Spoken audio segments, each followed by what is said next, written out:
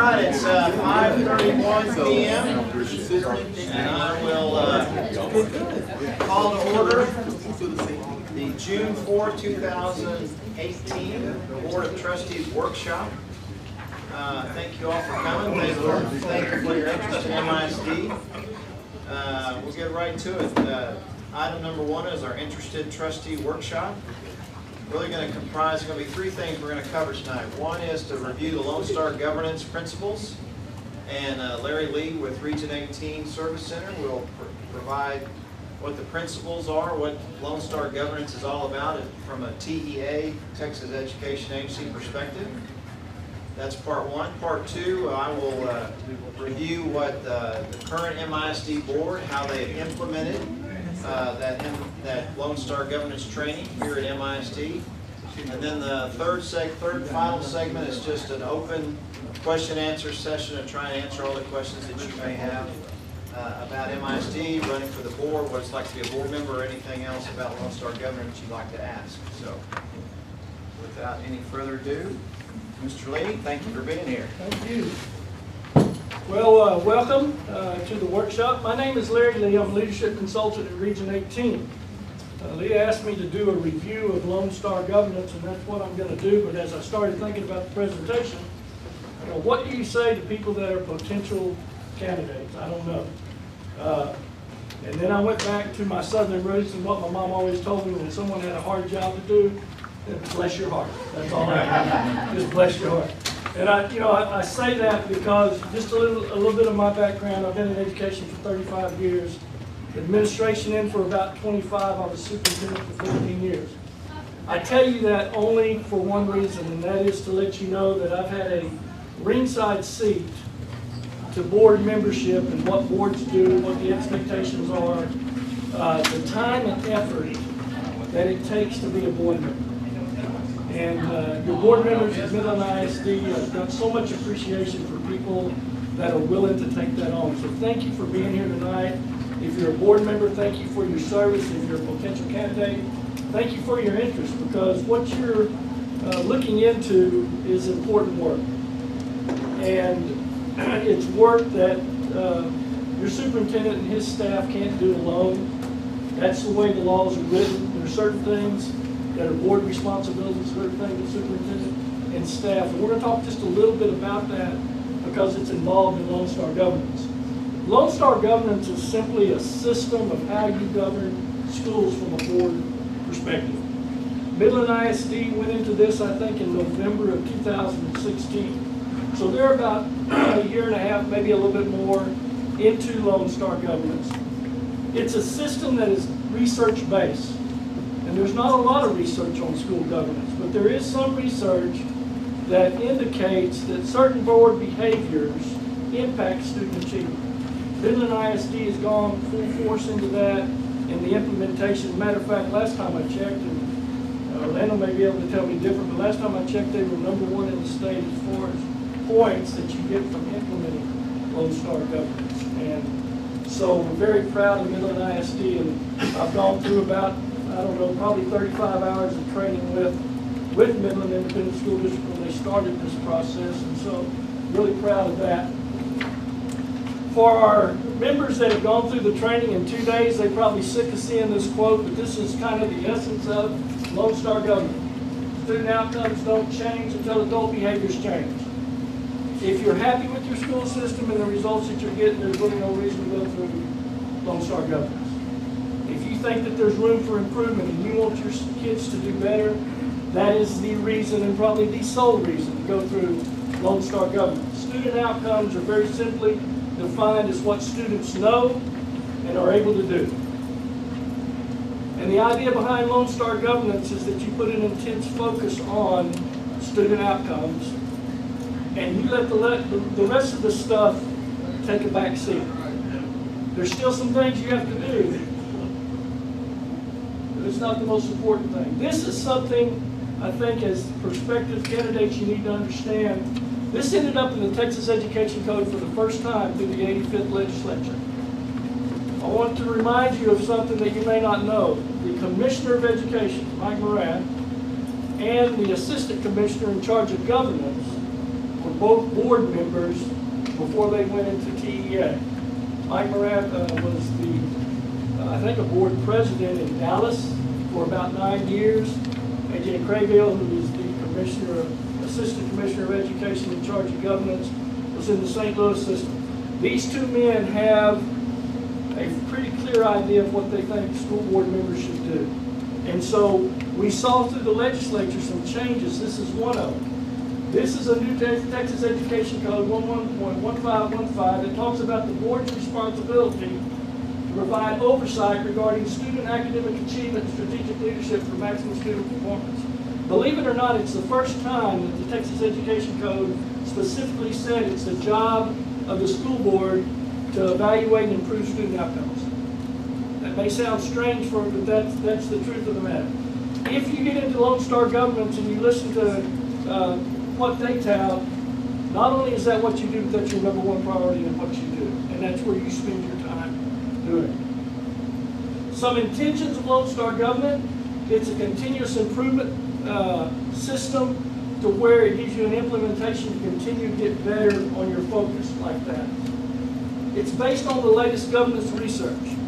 Just to give you an example, we've had research, brain research around for 25, 30 years. We know how students learn. That's old research, actually. Research on governance and what behaviors boards can act on that improves student performance is fairly new, 5 to 10 years of the latest research, and that's what Lone Star Governance is based on. School board behaviors that have a tendency to impact student outcomes. It also provides this while intensely focused on one primary objective: improving student outcomes. So when you go to a Midland ISD board meeting, if you've gone in the last 2 or 3 years and you go now, you're probably going to see a marked difference in how the board, what they're focusing on and how they're spending their time. All that comes from this. As I go back, just to let you know one other thing, with this Texas Education Code came some mandated training for every board in the state of Texas. We do a 3-hour training that gives you a quick overview of Lone Star governance, and it also covers the accountability system. Your board has gone through 2 intense days of just Lone Star governance, 16 hours. I know how many hours because I was there and I counted. Intense training. And so everyone in the state is getting a little bit of this information, but your school board has decided this is something they're going to emphasize and they're going to commit to. After all, throughout that first training, one of the things we always do is say, okay, as a school board member, once you're through with your service, what impact do you hope to have had? And almost to the school board member, we hear from them, I want to make sure our kids are prepared for life after Midland ISD. I want our kids to be successful from this point forward, all those different things. Basically what you're talking about, that's why schools exist. So it should make sense to you if that's why we exist, that's what we ought to spend our time doing more than anything. Just real quickly, this is once again a quick overview. There are top three behaviors that school boards can do that tend to move the needle for student achievement. And they all have to do with student outcome goals. This is not that surprising. There's other research that says that if you get a life coach, first thing they're going to do is what? Ask you to set some goals. And they're not just going to ask you to say them, they're going to ask you to write them down. Because research says that you're a lot more likely to follow through with your goals if they're written down than if they're just verbal. But collaborative setting, identifying some non-negotiables and monitoring those student outcome goals, that's pretty simple stuff. We've been writing goals in the school system for years and years, me included as a superintendent. I had some really good goals. They weren't good goals, they were goals. They were hard to measure. They may not even have been able to be measured. So we're not talking about just any goals. You've got to set goals that are SMART. We have an acronym for everything in the school system. S stands for specific. Your goals have to be specific. You've got to have numbers included in them, and you're going to see as you go through Midland ISD, look for these things within what they have decided to focus on. They have to be measurable. You know, if we want to have more community engagement, we've got to figure out how in the world can you measure that. Some goals are very difficult to measure. Others are not so difficult. But as they went through the process of developing these goals, one of the things they had to do, make sure it's measurable, make sure it's specific, measurable, make sure it's attainable. It's easy for us to set goals and say, you know, we want to be 100% by so-and-so. The question has to be, is that attainable? So the goals have to be attainable, results-focused, and time-bound. Now, those are a lot of words, but I'm going to show you what that looks like once we get a little bit further in. Also, goals have to have a baseline. You've got to know where you're starting. If we don't know where we are, okay, we've got to have a baseline. We have to have a target. We have to have a population. Who are we talking about? All students? Economically disadvantaged students, Hispanic students, special ed students. What's the population? What's the deadline? By when do we want to reach it? All these things are part of goals. Here's some examples that you can look at, and I want you to kind of sit and look and see if you can define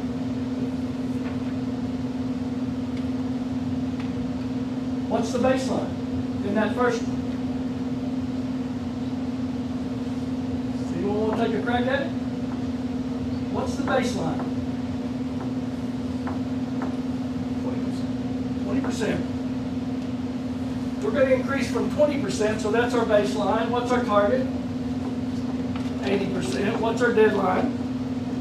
2021. And what's our population? Pre-K. Yeah, percentage of students from our pre-K program. So that hits all the things that you have to have in order. Now, can you monitor that along the way? Yes. It's got all the parts. The second one, high-performing campuses, we may need a definition of that, but we're going to increase from 2 to 5 by 2021. Baseline 2, target 5, target 2021. As Mr. Davis goes through Midland ISD's goals, look for those things. Look for a baseline, look for a target, look for a deadline. Graduates having completed an associate's degree and been awarded industry certification grow from 10% to 30% by 2022. Same format. Other important attributes of goals within Lone Star governments. Set your goals out for about 3 to 5 years and leave them alone. One thing that we've griped at TEA as superintendents for years is you continue to move the target. How do we know if we're going to reach target? But every year you move it on us or you change the test. TEA swears that that's not going to happen anymore.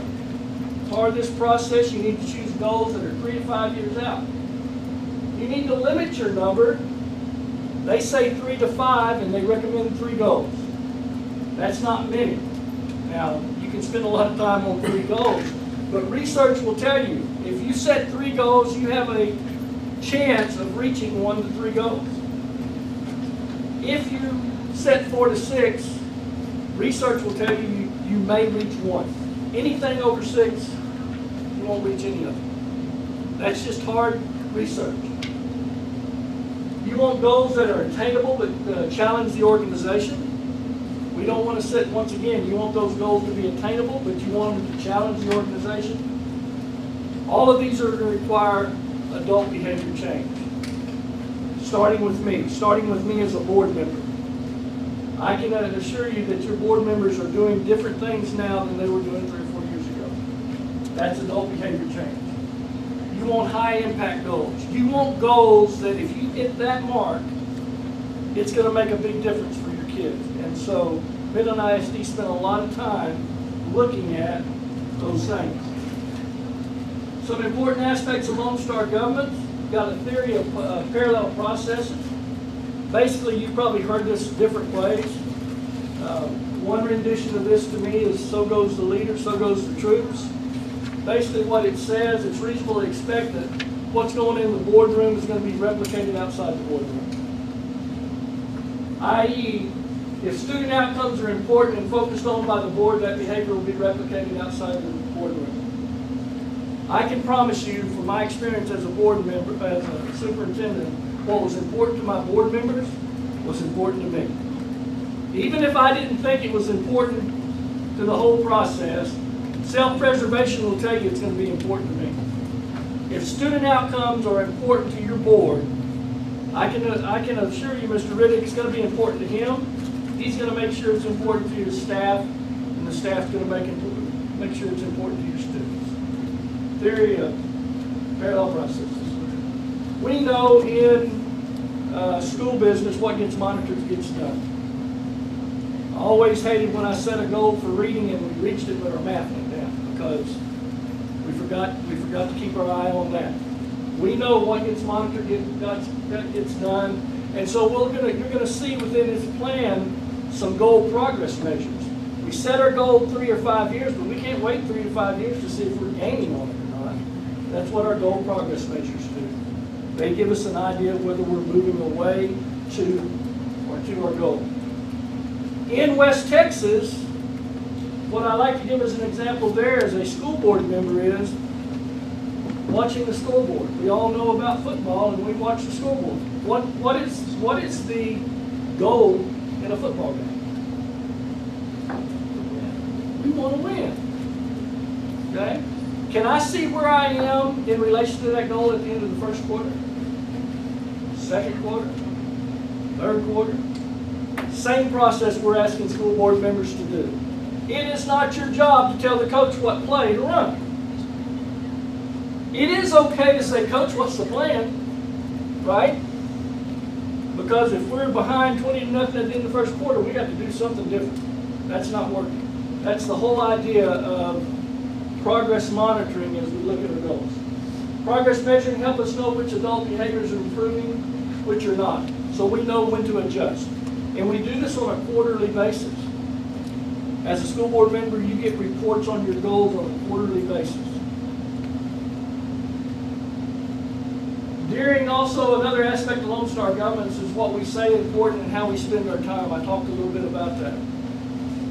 Although we've been across the state and we talk to board members about what's most important, and they'll tell you student outcomes, go back to the agenda and see where they're spending their time. And we may be doing cheerleading rules, we may be doing what color the bus is, and we're doing that. Over the state of Texas, about 2 to 5% of the time is spent on student outcome goals. Yet we say that's the most important thing. And so making that connection is a big part of Lone Star governance. What we say is important and how we spend our money. There's some things involved in that. What are we asking our staff to do? How much time are they spending getting ready for board meetings on things that don't have anything to do with what the outcomes of your students are? And then a lot about planning the work, a monitoring calendar. Within this process and within the implementation of this process, I think Midland ISD can tell you what goals are going to be monitored, what month they're going to be monitored, what goal progress measures are going to be done during that time. That helps me as a school board member, I think, talk to my constituents about it. It helps explain to the constituents why I'm not all that interested in what color the bus is. I'm more interested in what the outcomes of our students are. This has a lot to do with roles and responsibilities for school board members. It defines inputs, outputs, and outcomes in the school system. Inputs are very simple. Those are strategies. That's the effort applied. Sometimes we get real excited about our inputs in the school system. We love our reading program. But folks, if we got a reading program that I love and our teacher loves and our kids love, but we're not improving in reading, that's not a good input. Okay? Those are inputs. Outputs are just goal progress measures. Those are things that we look at to see how, if we're progressing towards our goals. And then, of course, outcomes are desired results. Also, in Lone Star governance, we're going to talk a lot about who owns these aspects. For example, input, strategies. Who should be in charge of that? Who should own inputs in your school system? Superintendent and his staff. Promise me this, if I'm going into brain surgery, you let the doctor decide what strategies you're going to use, right? I don't want a board or someone else doing that. I may have some input into it, but I want the people that are trained in education to make those input decisions. Output's the same way. Now, outputs have to be done in collaboration with the board because the board's got to understand what those lines are and what we're looking at as far as progression is concerned. Outcomes, on the other hand, are owned by the school board. That's one of the big things that school boards do. They tell Orlando what is important. What, of all the things you do, Orlando, and promise, I've been in his shoes, not in Midland ISD, but in a smaller school, and I can promise you school happens. There's a lot of things that are going to happen. But what are the 2 or 3 priorities you want to make sure happen? That is the job of the school board, to make that decision and do those type of things. So, superintendent staff, output superintendent staff with collaboration from the board. Outcomes, board in collaboration with the superintendent. The board owns the outcomes. Other aspects, if you go to a Midland ISD board meeting, you're going to see that business is done a little bit different. They probably have fewer agenda items. There's a lot more on consent agenda. They're giving up some of the things they did in the past so that they can concentrate. Doesn't mean that the meetings are going to be any shorter. It just means they're going to be doing different things. They're going to be concentrating on student outcomes. They've had some policy changes. They've moved more to the consent agenda so they can spend more time on student outcomes. Lone Star Government provides a system of accountability through constraints and evaluation for the superintendent and board.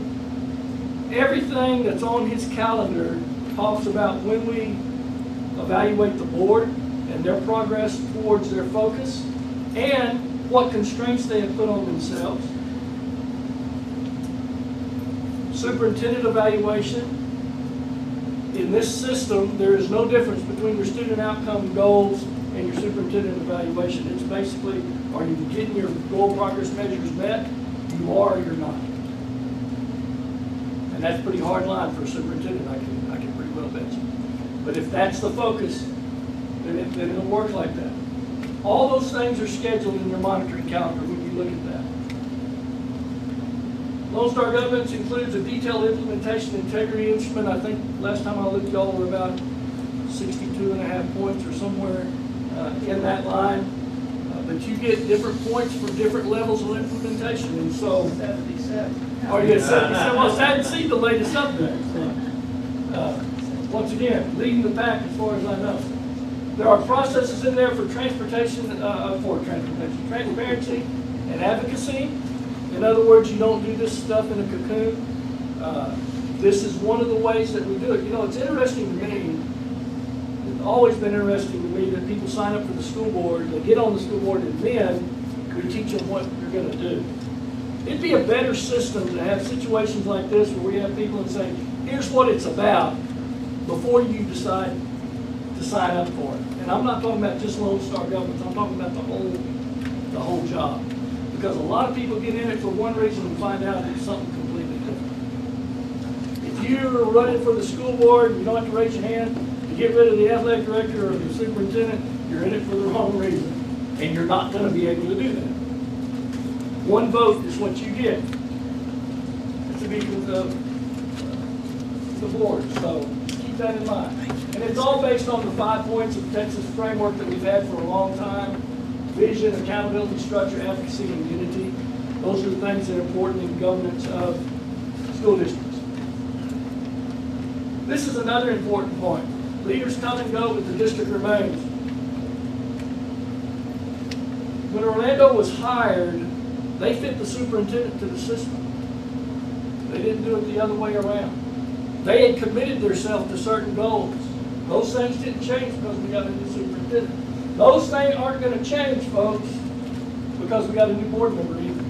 That's a commitment of the board until the board stops that commitment for one reason or the other. But these systems, we know people move, we know people change, people go in and out, but there's certain things that need to be consistent. And when we're talking about student outcomes, the most important thing we do in schools, those are good things to hang on to. Midland ISDs began their journey on November 28, 2016, and they're still in the middle of, this is a long process. I've gone through about 40 hours with them, I think, and I wasn't in a third of the time. They're going to be graduated. This is not mandated. Nothing says you have to implement or go through the training. Midland ISD did this on their own because of needs they thought that they had and to get a focus. And they have done that. And so they're going to be congratulated by that. If you're looking for more information about Lone Star Governance, you can download the whole manual of the training. It's on the TEA website. Certainly always welcome to get a hold of me or my partner. I've been trained in Lone Star Governance for what it's worth. It's a new system. It's a little bit messy, but it's important for kids, and so it's worth going through. Any questions? I know that's quick, but that's a bird's eye view of Lone Star Governance. Want to take questions about anything about the general principles you espouse? Take some of those down to have any.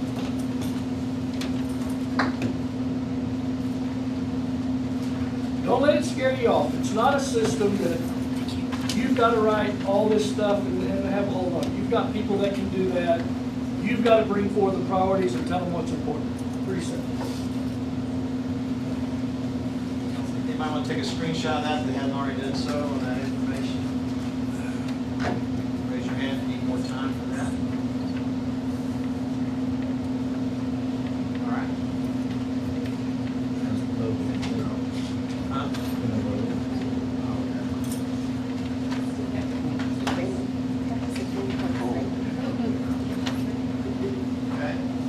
Again, thank y'all for coming to learn more about it. We are definitely all in on Lone Star Governance.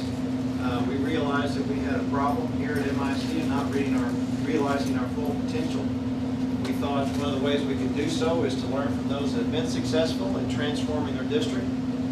Deputy Commissioner A.J. Grable offered to come train us in Lone Star Governance. We took him up on that invitation, and we did so, as mentioned, on November 2016.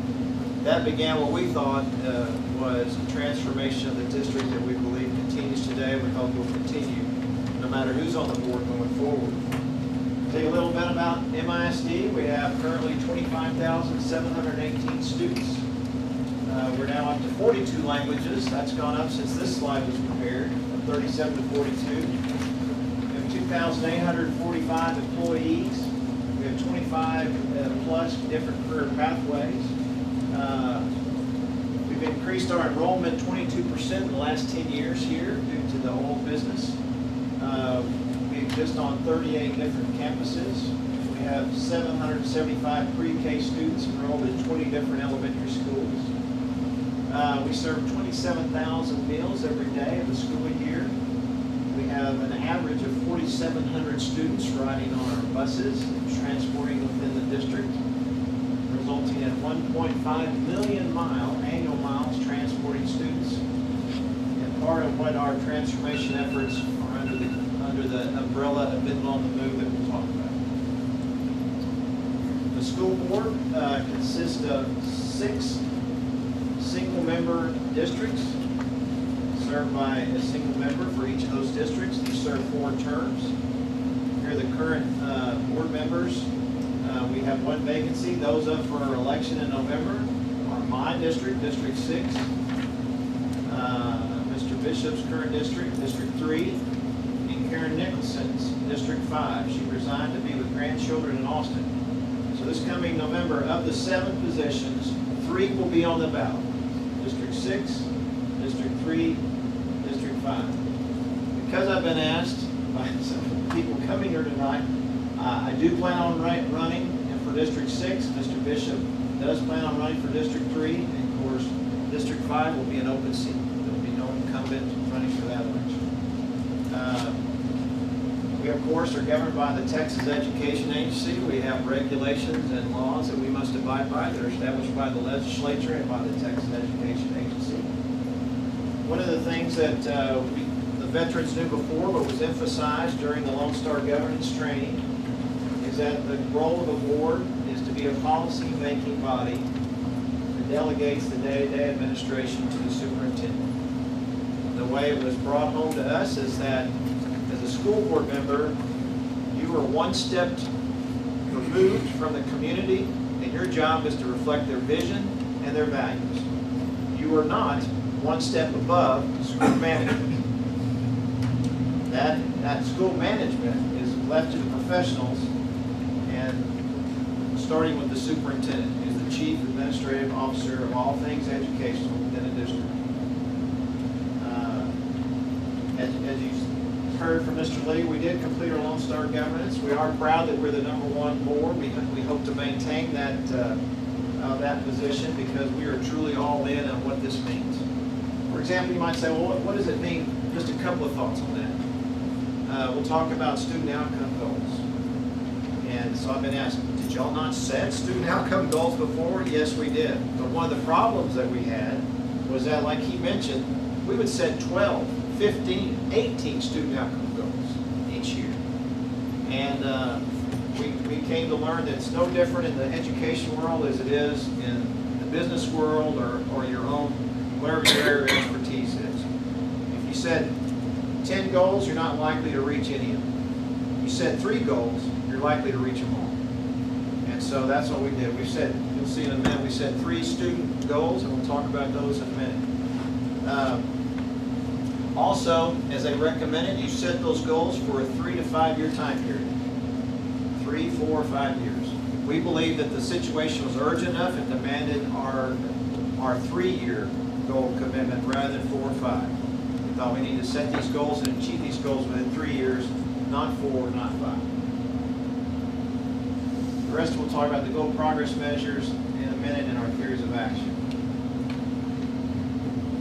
So, after undergoing the training in November, we asked the teaching learning staff and the then superintendent Rod Schroeder to give a lot of thought on what their recommendations were about student outcome goals. So they put in a lot of time and effort. Prior to our retreat in January, we asked Commissioner Grable to come back and said, you trained us, would you please be there for us and how we implement it? He said, sure, I'd be happy to, and he did. So on a cold weekend in January, in advance of that, the teaching and learning staff had a number of, they did a lot of legwork in advance to talk to us and present alternatives to us. And so we came up with a mission statement on our goals and all these roles. Mission statement was that all students will graduate prepared and ready for college or career. College or career. We also had to make sure we were all on the same page on what the board's role was. And this is what we agreed upon. It's our job to ensure creation of a shared mission or vision. Again, that's our job, is to reflect the community's mission and vision and values. So we need to ensure the creation of that promotes student outcomes. We're going to accomplish this by incorporating the community's vision and values into student outcome goals. Superintendent constraints we'll talk about in a minute, and board constraints. We'll talk about that in a minute. Our role is to measure how well we are doing and whether we're accomplishing what we set out to do, and to communicate that with the public. Even before we adopted these mission statement, board goals, and so forth, we had community meetings and put it online what we were proposing to do, and we got community input before we voted, finalized that and voted on it. It's all about ensuring accountability. Each month, as mentioned by Mr. Lee, we've got each one of these goal progress measures and goals that we review at each board meeting. We calendar them out at a time where it makes the most sense. For example, if we're reviewing the STAR test results, it's in the month following the receipt of the STAR test results.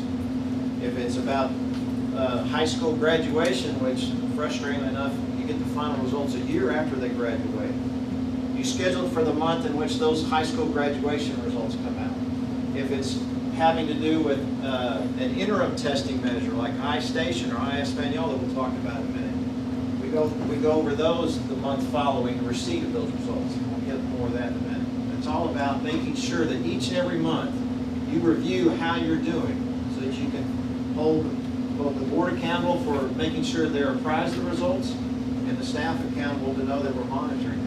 And to also communicate that with the community. That's reviewed at every board meeting. All our meetings are public. And for those, if you can't attend, there's also, we take film of it like we're doing tonight. It's available on YouTube. The board's role continues providing guidance and direction for accomplishing that mission and vision. We're going to create a structure for the district through board and superintendent roles and responsibilities, as we're doing here, as we've done here. With selecting the superintendent, which we've done, and we're very pleased that Mr. Riddick has joined the district. As Mr. Lee mentioned, we were wondering how doing all this work that we did with an interim superintendent was going to be received by our list of by potential candidates to be our permanent superintendent. We asked our search firm, we're concerned that normally the superintendent would be a part of this work. Is it going to be a problem for us attracting quality candidates if they're not part of it, but we've already done all the work? And they said no.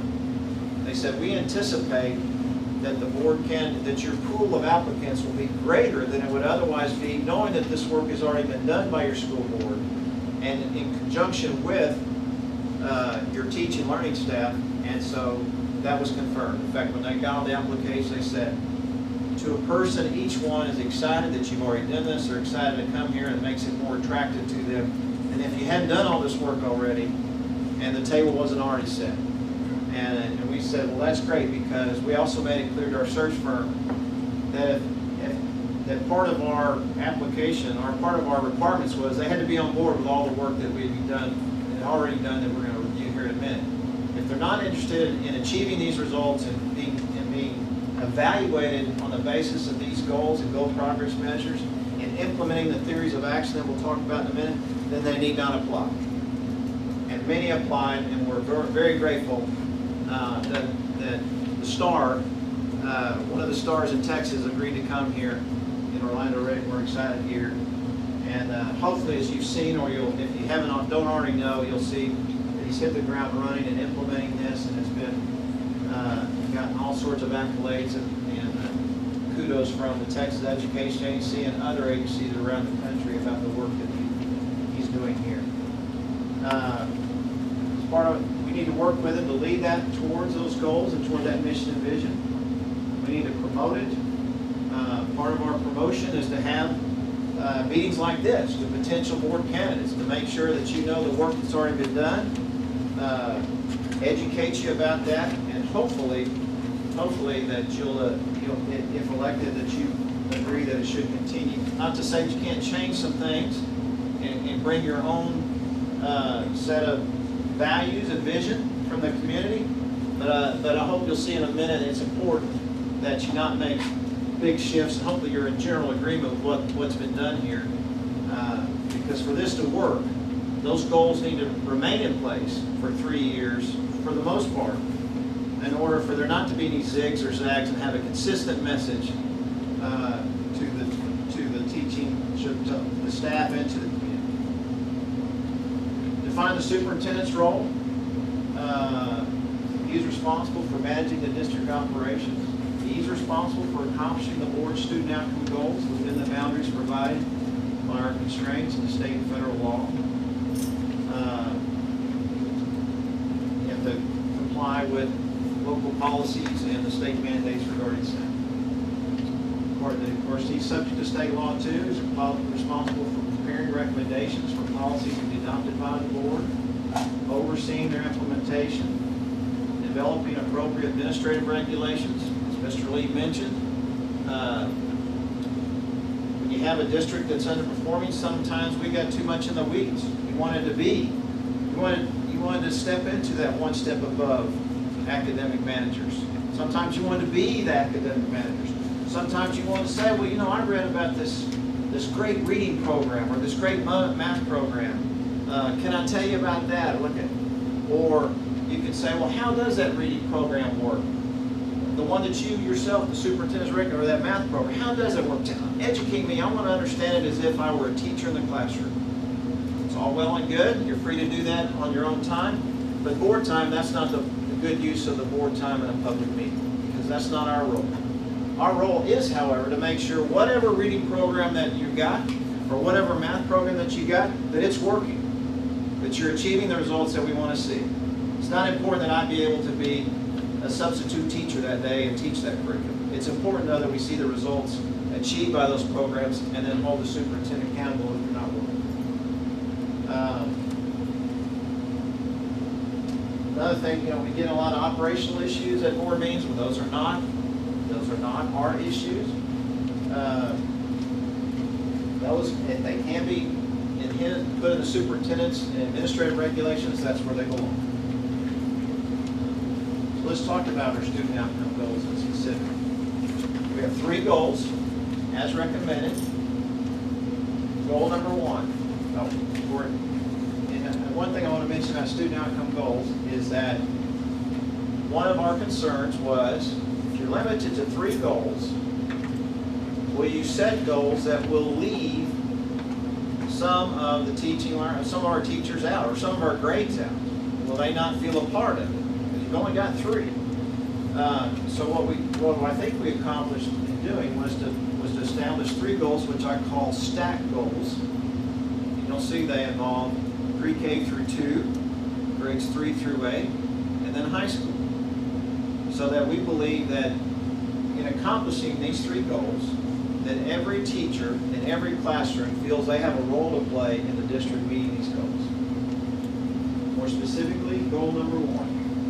Percentage of students in kindergarten through grade 2 who are reading on or above grade level on 2 measures shall increase from 50% to 75% by the end of the school year 2020. So go from 50 to 75% in 3 years.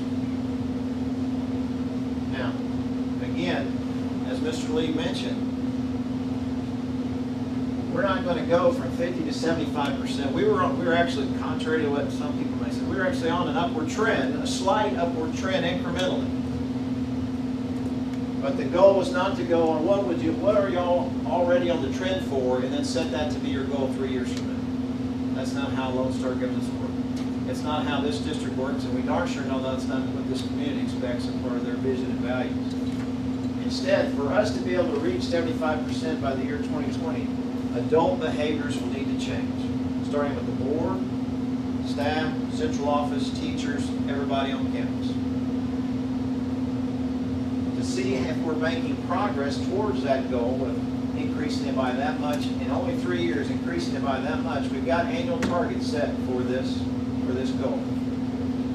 Here they are here, how we plan on getting to 75. And adult behaviors don't change, then we will not achieve that. But we believe that adult behaviors are changing, and that we will achieve it. In addition to the goal and the annual targets, the interim targets to reach that goal, there are goal progress measures. And to continue that, GPMs are goal progress measures. We adopted 3 goal progress measures to monitor the progress of whether we're on pace to reach our first goal. And you'll know, unlike these goal progress measures are not simply, okay, how are you doing at the end of each year? That is one measure that you're going to see whether you're on track. But the goal progress measures are things that you measure to see that have some, that have some, they have an indicator quality to whether you're on pace. They measure something different, but they're an indicator of whether you're on pace to reach that overall goal. For example, goal progress measure 1.1. Obviously, it's the first number, it relates to goal number 1. This is the first goal progress measure under goal number 1. Goal progress measure 1.1 is the percentage of students in kindergarten through grade 2 who are reading on or above grade level on iStation or ISD will increase from 57% to 85% by the end of school year 2020. So these are two programs that test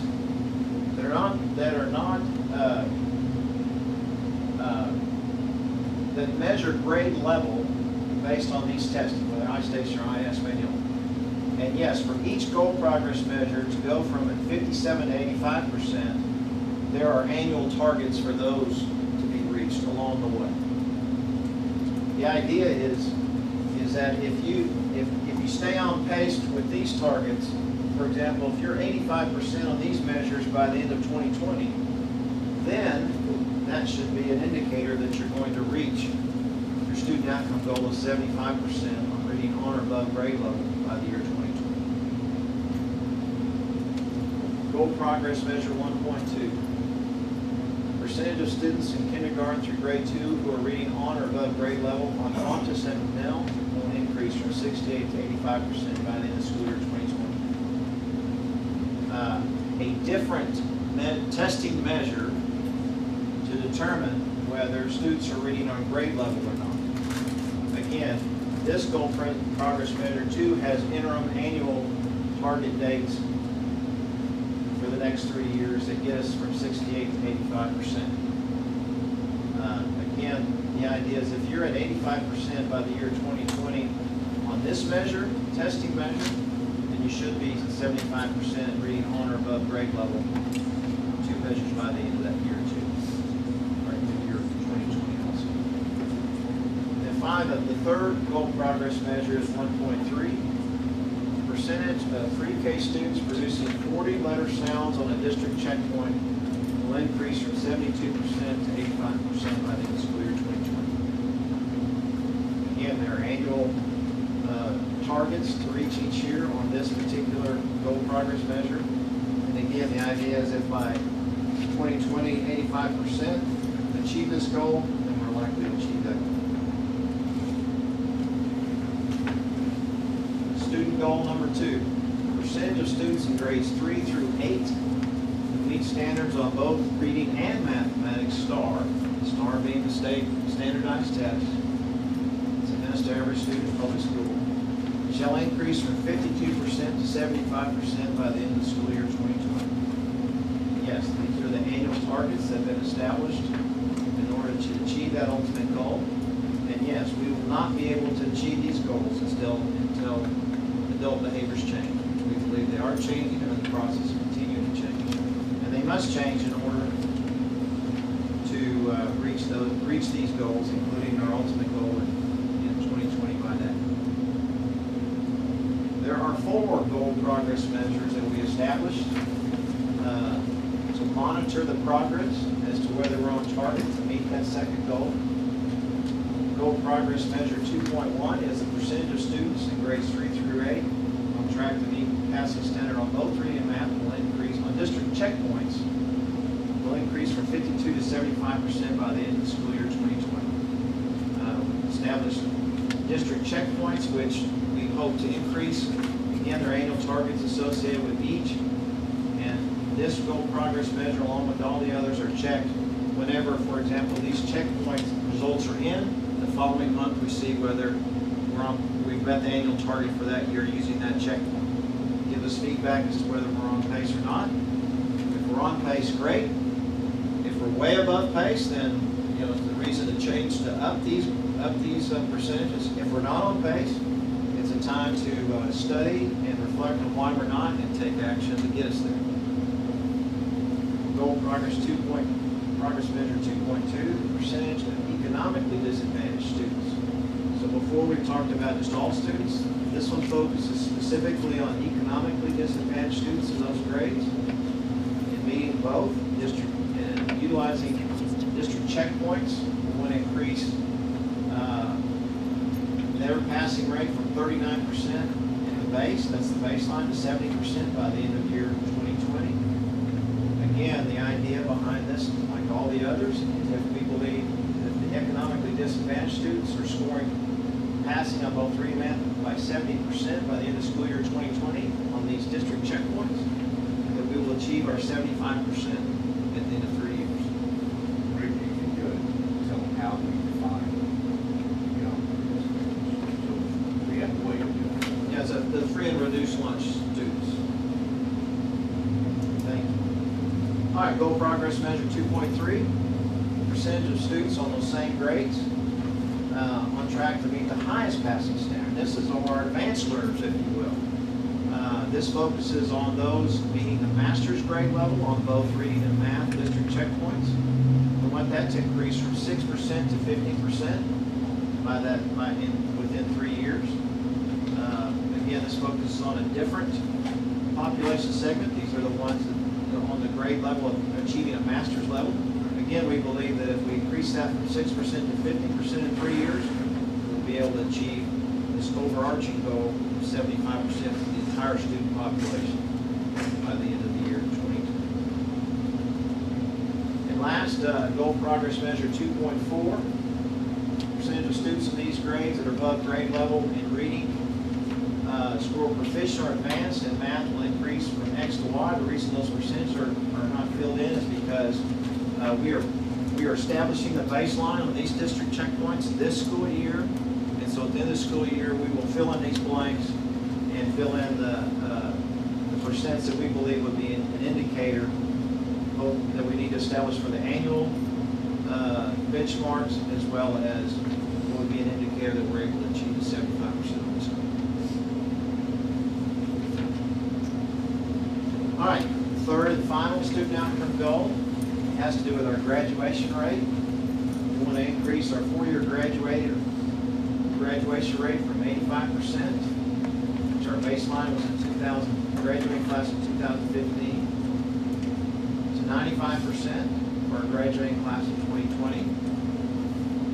One of the many factoids you're going to learn if you're on the board is that, as I alluded to it earlier, your graduating class statistics come in a year later. You find out what your final graduating class rate is for 15 in November of 16. So we'll know whether we achieve this goal for our graduating class in 2020 in November 2021. It's just the way the state reports it. We've established annual targets for each of these years. We believe if we achieve these, then we're on pace to achieve that 95%. We have 2 goal progress measures in connection with this student outcome goal. 3.1 is the percentage of first-year freshmen leaving grade 9 with Algebra 1 credit will increase from 79% to 91% by the end of the school year 2020. Again, the idea is that these goal progress measures are indicators of whether you're going to achieve your ultimate goal. And if you leave 9th grade with Algebra 1 credit, then that's a good indicator that you're going to graduate. And we need to increase that percentage from 79 to 91 by the end of year 2020, we believe, in order to reach that 95%. And yes, there are annual goals for going from 79 to 91 for each of the next 3 years. Goal progress measure 3.2 is the percentage of first-year 9th grade students, first-year 9th grade students earning 6 or more credits by the end of their 9th grade year. If you leave 9th grade and you have 6 or more credits, then the trend is you're trending and you're doing well, and the odds are that you're going to graduate from high school. So we need to increase the number of 9th grade students that have 6 or more credits at the end of their 9th grade year from the baseline of 79%, where it was when we established this goal progress measure, to 88% by the end of the school year 2020. Again, there are annual targets for each of these. We believe this will be an indicator if by year 2020 we have 88% achieving that goal, that we're on our way. It's indicative that we'll achieve the 95% graduation. Let me take a time out here. If these percentages don't seem high enough in some respect, although 95% is pretty high, no matter what high school, but if the other ones you go, I want it to be higher, we're all for it. At the end of this 3 years, again, if the percentages, if we're exceeding these, way exceeding these, and then we'll revise these once a year. We'll take a look at it and see if they need to be revised higher. We're not going to just say, oh, well, good, we can cruise for the next 1.5 or 2 years because we're exceeding that. We'll raise the bar on that. But we believe that, again, what Mr. Lee said, they had to be smart. You had to challenge your organization. Adult behaviors had to change. But you didn't want to set it so high that, smart-wise, it wasn't going to be achievable. We're not likely to do so. But I would like nothing more than whoever's on the board at the year 2020, that they are able to ratchet up each and every one of these goals or establish new ones they think are more appropriate at that time. Also constraints. This is another part of Lone Star governance. You have to say what you can't do, what you're not supposed to do in connection with achieving these goals in accordance with good school governance. We struggled with this. We told Commissioner Grable we don't like the not phrasing goals and things in a non-negative fashion, but he said, just trust me, that's the way it works, and this works. And he said, okay, Mr. Commissioner, we will phrase it in the not. So, constraint number one, the superintendent will not allow any campuses not to fully implement and maintain professional learning communities. Professional learning communities, if you don't know, or PLCs, are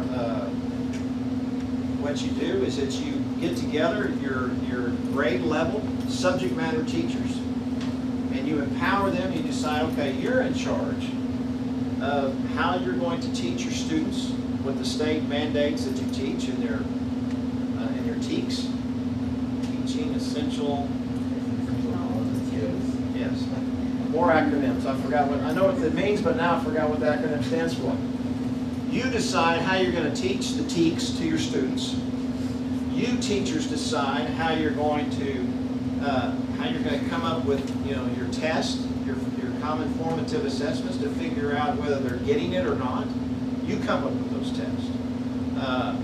You come up with what's going to happen for those that get it. How can their learning advance now that they've gotten that? How do you keep them learning and not, you know, engaged in the classroom? And for those that don't get it, how are you going to make sure that they get it? The idea too is that this team teaching, which I kind of, in a layman's person way think of it, you also all those that participate benefit. Particularly, we have a lot of young teachers with a lot of not as much experience as we'd like. They will benefit from those that have experience in learning how to do things they didn't teach you in undergrad school or in your certification class, how to actually engage with students.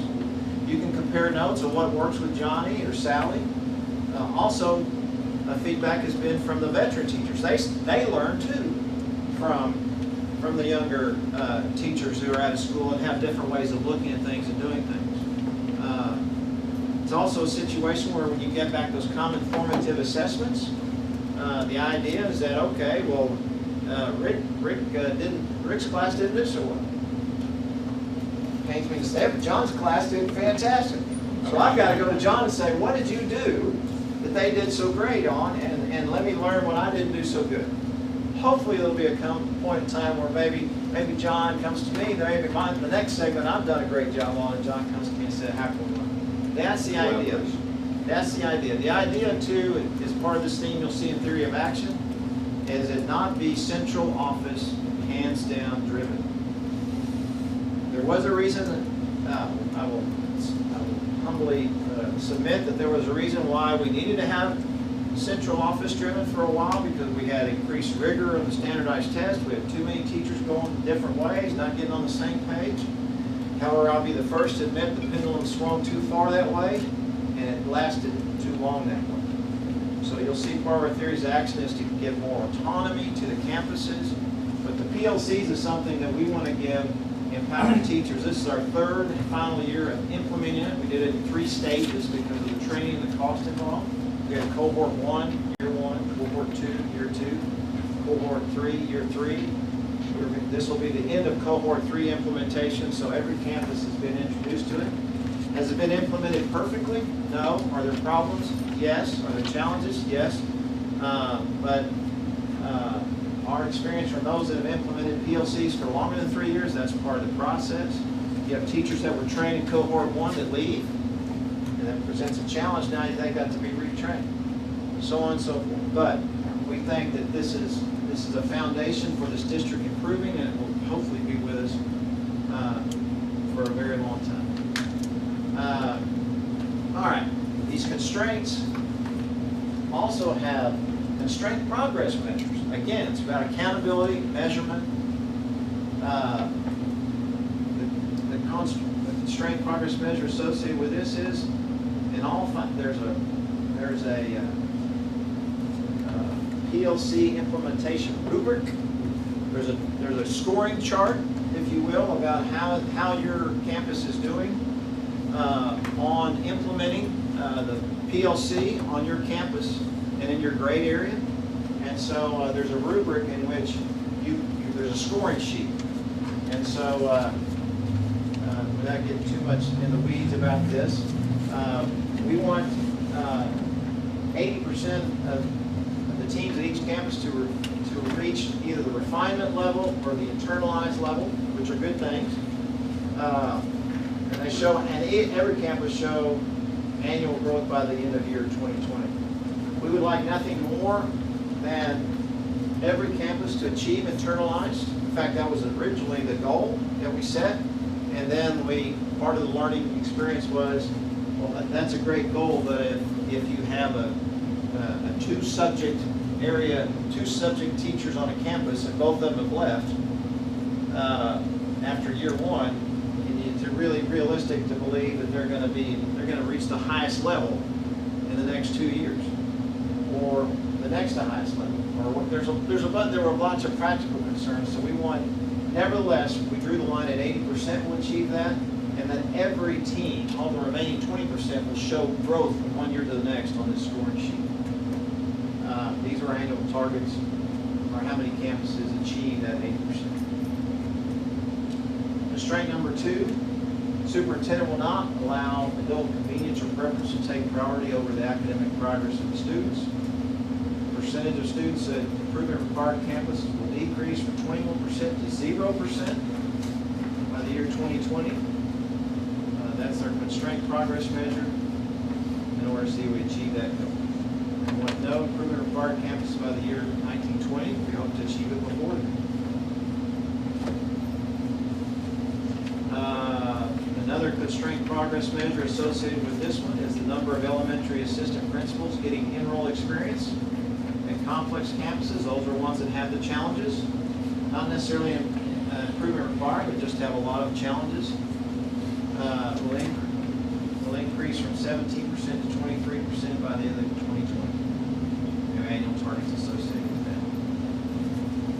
that. Another constraint on the superintendent that we set for them, that they will not allow improvement required or formally improvement required campuses to have a principal with fewer than 2 years enroll experience. And we wanted that changed immediately. Our goal progress measures were 0, 0, and 0, and that's been achieved. Board constraints from the board. Again, these should be stated as not. We're not to make modifications to more than once a year. Again, you can't keep moving the ball. That which you measure or which you keep scoring gets done, and we can't just keep changing it. We have to be consistent. Although the once per year is not to do wholesale changes, hopefully, but it is, to maybe tweak it here, realize some practical realities of some, or if the bar's already been reached, we need to up the bar for the remaining years. If we're not, then we don't plan on lowering them, but we'll hear more about it and then judge accordingly. We are not to individually or collectively performing the roles delegated to the superintendent. We're not to violate board policy. We do a self-evaluation at least quarterly on whether we're following our own constraints. We'll conduct an annual evaluation of the superintendent this summer. He began July 1st, and that's either the end of June or in July is when we will evaluate him in his first evaluation. His evaluation is based on the district's achievement of the student outcome goals and goal progress measure. Accomplishment of at least 80% of those progress measures is what we expect. If it's below that, then we'll have to hear why and indicate whether he should continue in that position. Theories of action. This may be the most important part of what I'm about to talk about tonight, and that is these are theories of action is a fancy term. Again, we said, Commissioner Graybill, why do you call it theory of action? Why did a plan of action?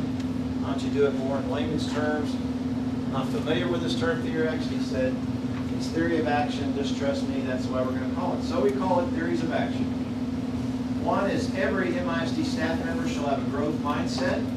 Growth mindset, hopefully you're familiar with it by now, is that you have a growth mindset for every child in your classroom. By our words, by our actions, by our deeds, how we interact with a student. Every person who comes in contact with a student on our campus sets expectations. And and sends messages to that child of what we expect of them. And if you don't have, through your actions, words, and deeds, have a growth mindset, then you're doing a disservice to that child. And you're making it harder for that child to believe that they have the ability to learn. No excuses philosophy is in tandem with that same thing.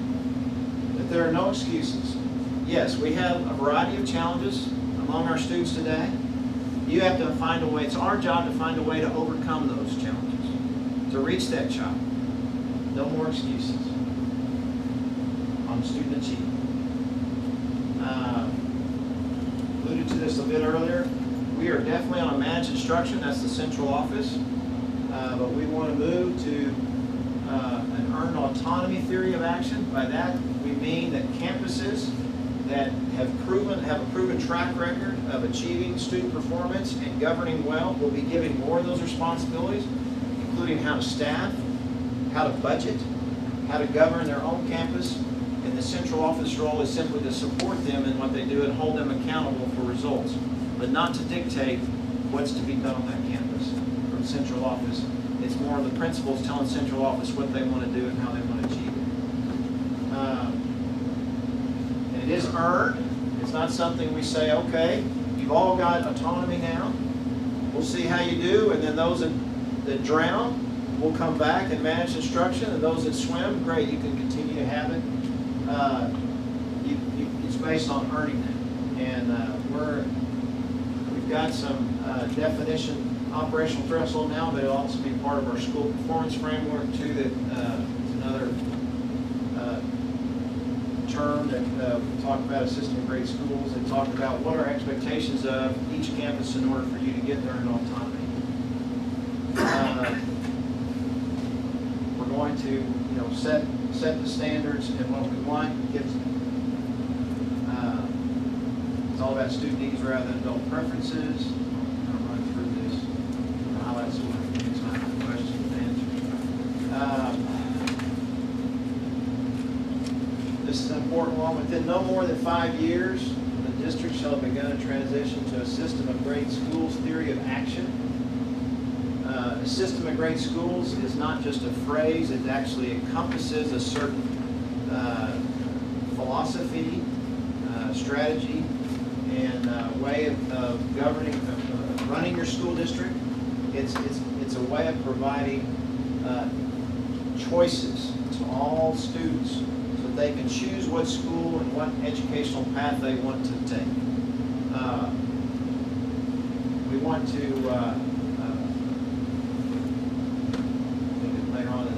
we want to achieve, within no more than 5 years we will have begun the transition. We're already beginning that. But within 5 years we want to see it takes time to do this in the right way. You've seen our college preparatory elementary school on the books for next year. That's part of what we're talking about here. We hope to increase the rigor of our magnet schools and after-school programs. That's part of giving students choices. We want that just to continue each and every year, and hopefully you've seen some of our Midland on the Move, what our plans are going forward with new schools and new choices. We also, as part of this, we want to immediately explore in-district charter opportunities with our partners, and hopefully if you've kept read about or attended our meetings on Midland on the Move, we hope to have in-district charter operator starting next school year, and we're in conversations with other in-district charter contractors for the school years after that. We set the bar very high on what our expectations are. We're only talking to those that have a demonstrated success as a charter operator. This idea of becoming an in-district charter with a public school is something rather unique for many of these charter operators, but they are engaged in the conversations with us, and we're excited about the opportunities that presents us. Then our Midland on the Move, again, is the umbrella, if you will, that encompasses all the school transformation ideas, system of great schools that we're embarked on. The underlying philosophy is, we're known for a pioneering spirit here. Shouldn't our public schools reflect the same pioneering spirit in the way to take chances, do things differently in order to achieve different results? Certainly couldn't continue to do what we were doing, expect anything different results. Things had to change. This Lone Star government is part of that. And the Midland on the Move is the full implementation of doing just that. Head to the environment, transformative ideas. That's what this is all about. And the radical transformation of our district, we believe, has begun. It's called Midland on the Move.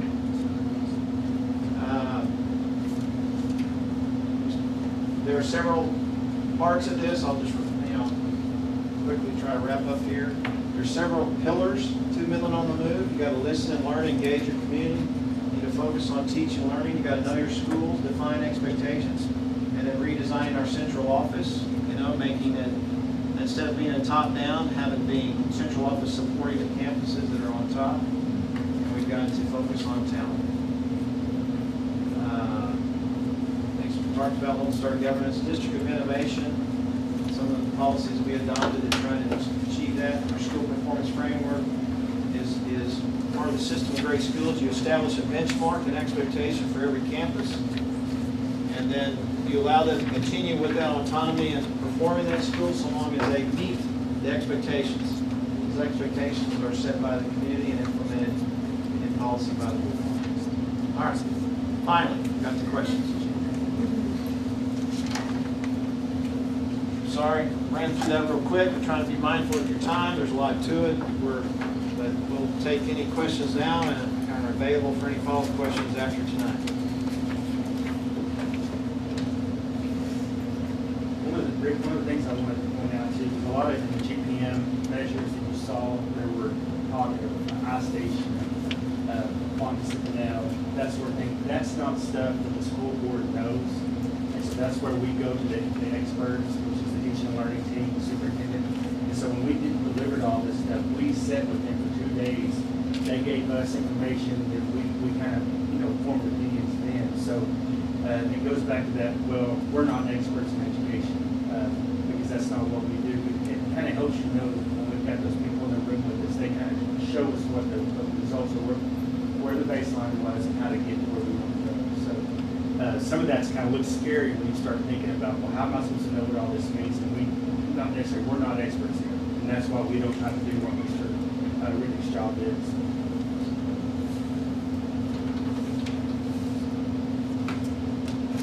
One of the things that we want to do is there's a sign-in sheet that's on each table. You can get your names and information. We want to create a listserv of documents and things that may give you information as we move along, and we're able to either have that or share that so that we can keep communication driving forward. So PowerPoint, other documents that come out, website information from the state of Secretary of State that helps drive what the process is, so that you have a location to get to peers that are similar conversations. There's just a way for us to do some outreach and communicate. One thing we want to do is be very transparent and supporting all individuals who are coming forward. But the board plays an amazing role. We share this with you. I'm in a number of locations where I've had board members who want to be the superintendent, operations, the attorney. They want to play in a number of that aspect and role. When you have someone who dives that deep, it stops the work because they want a lot of information in order to get explanation around what the work means and how you drive it. The thing that has allowed me to drive in an amazing way the work that we've done in 11 months here, our team has moved at a phenomenal rate, is the ability for the board to set goals and expectations and have accountability. For us to address that, qualify it, quantify it, has allowed us to really move the work that the board says this is what we want to have done. By them allowing to lead us in that direction and not be us in that direction, it creates a synchronous opportunity for us to really get the machine driving and moving. Not that we don't have hard, difficult conversations as we do. Not that they don't offer hard, difficult challenges or questions as they do. But it's about still a team. we all play for the same team. So as a team, how can we really drive the spirit of the 3 goals, the GPMs and the CPMs about it? So I'll raise it with my team. We did some adjustments around time, and it was frustrating. Well, teachers this, and parents this, and I reference, is this about convenience? Are we thinking about adult convenience, or we're thinking about driving academic time for kids, or academic opportunity for kids? So we had to constantly, drive back those conversations around that, because some of them are very hard.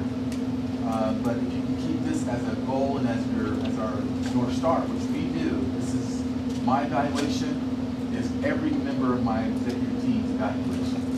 Everybody's under the same premise. We can make this great work, and that's what the board has afforded, and that we want to continue to drive and keep moving for a community that deserves this and so much more. Still won't leave time for any questions that come up, but I want to review real quickly what your handouts are on your desk. One is you should have a copy of the PowerPoint presentation that we just ran through. Also, you have what's called this document. It says AE Local down in the right-hand corner. This is from the MISD board policy. AE Local, it's very complicated, but anyway, that's where we put all our role, the superintendent's role. You'll see the constraints or theories of action. Those are in board policy, what's called AE Local board policy. Also on your desk is the AE exhibit to that policy. That's also part of board policy, but it's technically an exhibit to that policy. And that specifically lays out all the student outcome goals, the goal progress measures, the constraints, constraint progress measures. And then on the back of that handout, I alluded to it, but on the back of that handout, as part of that AE exhibit, is the actual calendar that we adopted. And you'll see it shows each month, and then during that month, what goal progress measure or constraint progress measure we're to review that month. Again, it's all based on when the information becomes available that's relevant to that particular progress measure or constraint progress measure. So that's there. And then last but not least is this handout that tells you the 3 districts that are going to be on November's ballot. The district will have candidate packets available mid-July in the superintendent's office, where it's also where you'll file them if you apply. That's the same floor down the hall, room 624. Can you talk through the filing process, just dates And then she's come out, as Leah's come out to answer that question, there's this Texas Secretary of State website address and Texas Ethics Commission website address for your information. Filing, I believe, begins in July, but we have not put out the official candidate calendar yet because it's not come out from the Secretary of State. And so that's who we will reference to through all of our information. So mid-July, we will start pushing out more information. Now that we have all of your contact information, we can do it digital and we can do a hard copy here in the superintendent's office. So more information to come, but just probably mid-July is when things start getting much more ramped up. That's when we start posting notices of the elections and when y'all can start filing. If anyone's interested, you can file your treasurer notification. You can start that process, or you can wait until everything starts in July.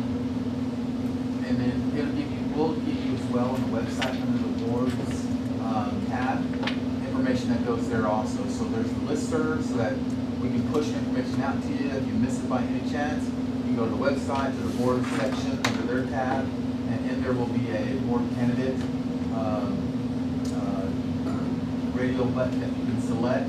It'll take you to the documents that you need to look for, filing dates. It will have the website link, so you can link to the website if you have a guide. I'm not sure, I don't remember the location or the placement of my documents on that, so then you can go there as well to get to the state of the Secretary of State's piece, because there will be a filing deadline and notification. That's what we're waiting on. Once we get that calendar, then we know we're on. And this is what it looks like for any individual who's looking to make that happen. And it will typically be Friday at 5 o'clock is the last day to walk in and present your your information for filing. And starts the process of understanding of all the rules and regulations that you have in order to run as a candidate, and you must meet, because your peers are watching, and everybody's ensuring that you meet that threshold as well. Any other questions? I recognize there may be some questions, for whatever reason, I'd rather not ask in front of everyone. We'll stay here, and I'll stay here as long as there are any questions that anyone wants to ask me, and the others will stay for a while too. So, but any questions, any public questions you'd like to ask? Yes. Don't you follow with the board secretary? Aren't we supposed to follow with the board secretary? Any candidate follow with the board secretary? We have local filing here. We usually have that done at the superintendent's office, which is the secretary to the superintendent and to the board. I was just curious how the presentation of the goals, how were the percentages of the goals chosen? Is that to drive a certain place among other streets in the state, or just be attainable? Again, I guess the best way to put it is that we tried to follow the qualities of SMART goal making, and so the idea was that we wanted to improve on all those areas that we identified, the three goal areas. And as part of that, depending on the particular one, yeah, there were other districts that we looked at. For example, I can't remember specifically, let's say graduation rates. We looked at other districts, what their graduation rates were. That was part of the SMART goal process, for example, on that one. On the other aspects, yes, we had in mind what other districts are doing, but on the others, there was more of a, okay, where are we? And where do we want to go in 3 years? That would be a stretch and a challenge to the organization. But that's only what we want just to be the beginning of our path to go even up from there and be second to none. So it's kind of a generic answer to your question, but a lot of, like I said, a lot of effort went into the teaching learning staff and groundwork on what they thought the area should be, and then there was a lot of dialogue back and forth with the board and the teaching learning staff about, okay, well, what are the goals that we want to set to achieve that would challenge how we do things and require a change and still be able to feel like we're making progress and go in the right direction. So, but it wasn't a single school district or anything that we just pulled out. Okay, well, let's look at just their numbers and say that's our name. There's certainly, I look forward to the day where we will be able to do more of that. We'll say, okay, well, let's look at this district, and there's no reason why we shouldn't be like them, so what are there? And we want to set it above them. And then the next time we do it, it's going to be, we'll take on our next target. You said that y'all can adjust the goal progress measures annually. Will some of those be adjusted with the new state and accountability system that's coming out? Well, they say, correct me if I'm wrong, but Mr. Morath has said that in keeping with Lone Star governance, that they're not going to change the standards for the next 3 years. So the goal that the Commissioner shared is that we have moved targets so many different times, so it's a constant moving target. As soon as you reach it, the targets move, and that's happened over multiple iterations of decades and multiple institutions of exams. So one, we're holding to the exam, not changing what that looks like, and we're holding to the standards. And he says that he would do similarly and hold those for several years, so schools can develop themselves, and then as he sees progress, then he'll think, what's the next chunk of time that he'll move the standard and then hold it. That all depends if he stays commissioner, he's appointed by the governor, everything changes through an election, but this is what we're working with right now. And we're going to have that workshop as a board in June. Right, so we're conducting a workshop this year to sit back and evaluate all of our goal progress measures to say, okay, do we have the right pieces in place? Are there things that we need to modify and change? Do our leading indicators show that maybe we need to make an adjustment because we're flying really fast and we want to move that target. We're going to have a retreat to discuss that at work this summer.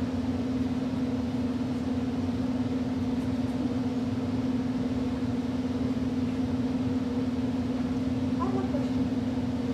Okay, as the school board, and I'm not sure if they asked that because I couldn't hear it, but I know our vision is to improve the students' outcome. Is that just academically, or is the school board, since we represent the community, right? The school board does.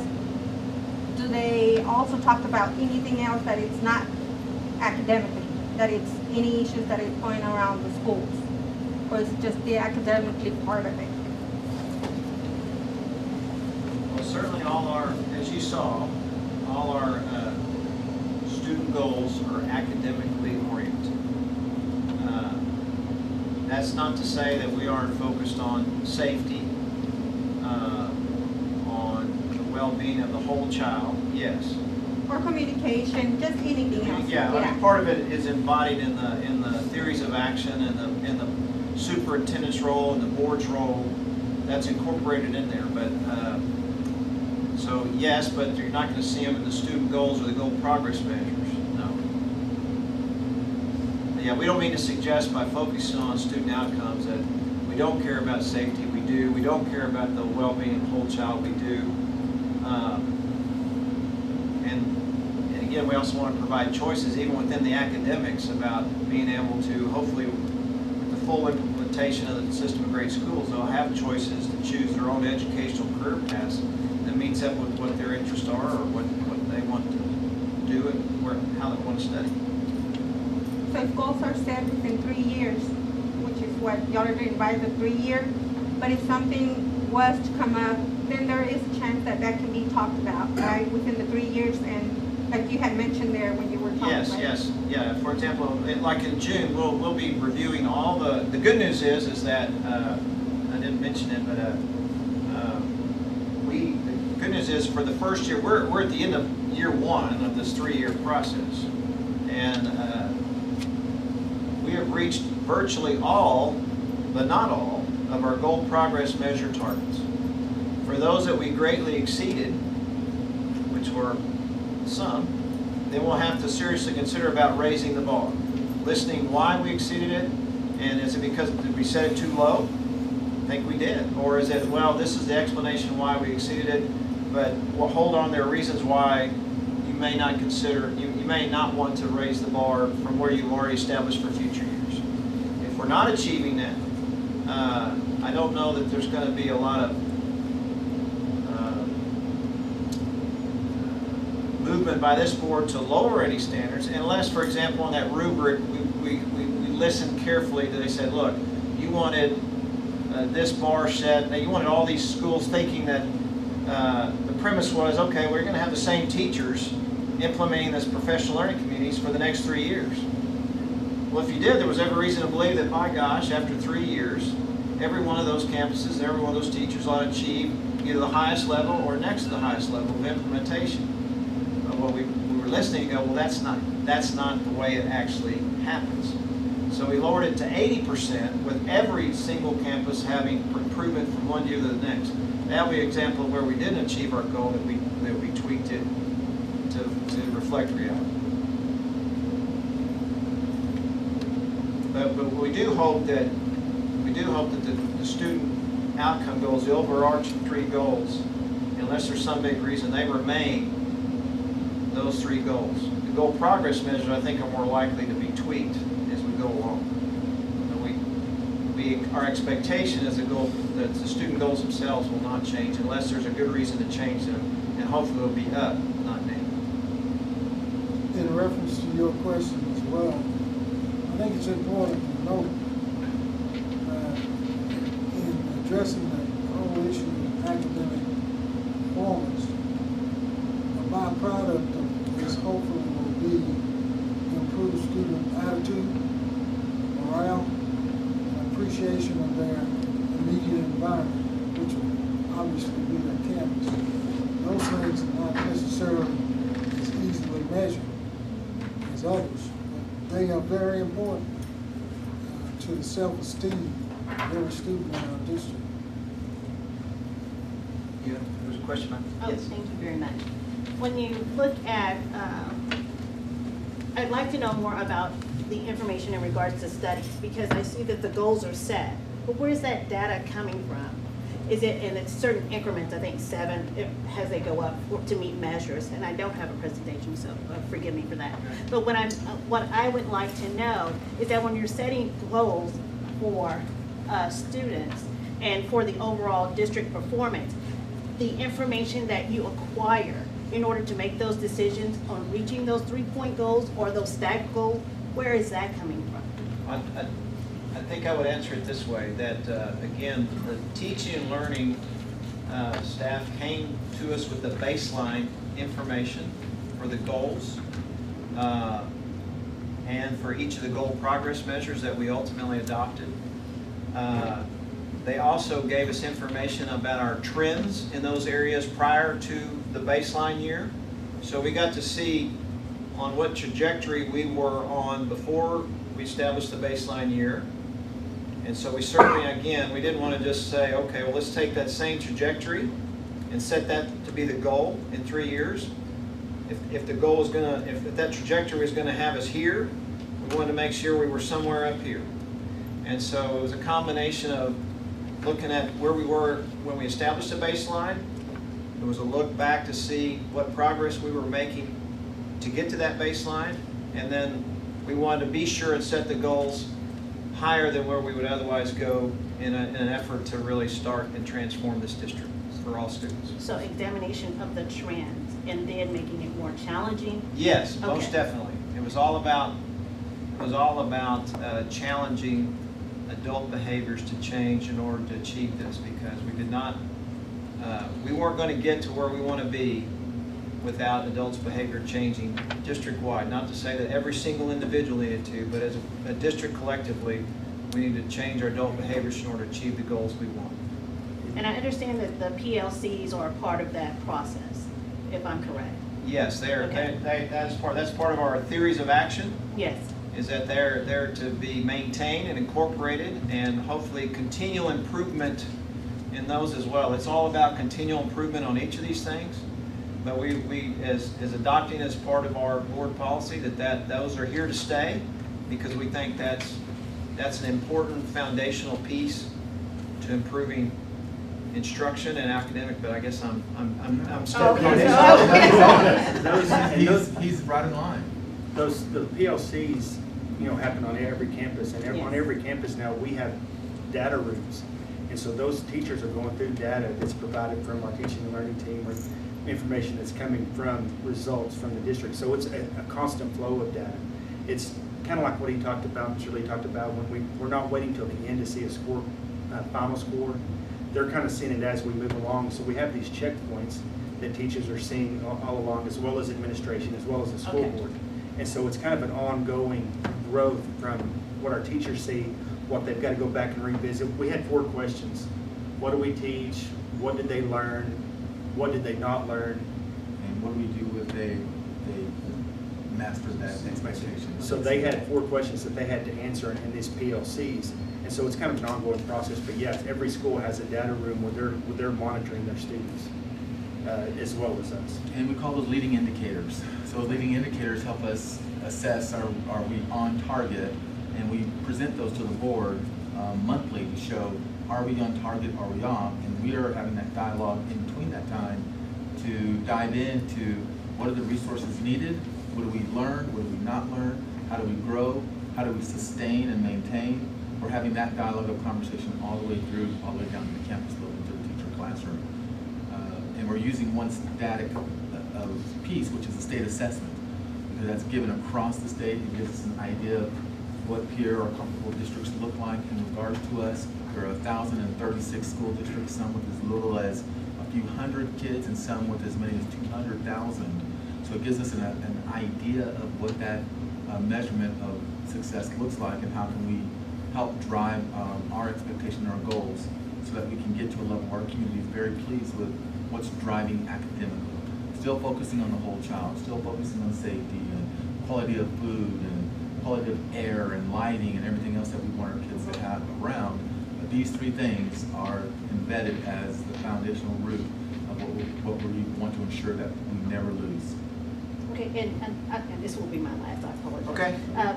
So, as a citizen, my question would be, is that the progress for what I'm seeing as a citizen with Travis and with Houston? Is that the outcome, those decisions, those markers, that trending, looking for academic success? Is that some of the changes that's part of the plan? It may not fit this forum, but I'd like to ask. I would tell you that drives, because now you're in my world, right? And so that drives for me decisions I want to bring as recommendations to the board in regards to these leading indicators are showing that this is growing or not growing. This is a place for an opportunity. And so what do we see based on the leading indicators that we're driving out based on that performance? And can we do something in regards to that?